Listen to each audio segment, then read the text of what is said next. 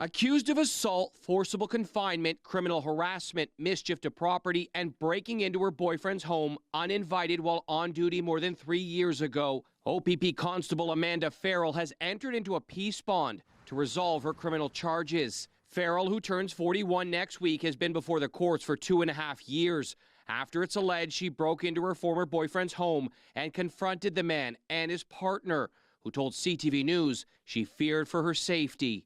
It was 15 minutes of terror. It was very scary. She was in full uniform, hand on her weapon most of the time, chasing us around, trying to speak to him, yelling at me. Chantel Stamkos said Constable Farrell, while in full uniform with her hand on her weapon, came into their home, upset her ex-boyfriend had moved on. We, at one point, had said, if you don't leave, we're going to have to call the police.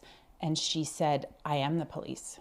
The allegations involved several incidents that spanned over months, starting in July of 2021. Look at me. Followed by this alleged assault captured on camera. Stay away from me. Stay away from me. By the complainant a year later. Get away from me. Babe. Get away from me. Knock yourself out of this trance. No, from me. Get away from me.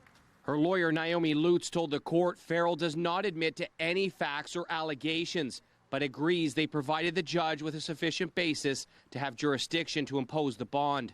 Leave. We are not. Leave. We are not You leaving need to on leave. these terms. Farrell's lawyer saying her client continues to deny any wrongdoing, but is relieved that this lengthy criminal process has finally come to an end, adding, this was an appropriate way to resolve charges that, in my view, should have never been laid in the first place.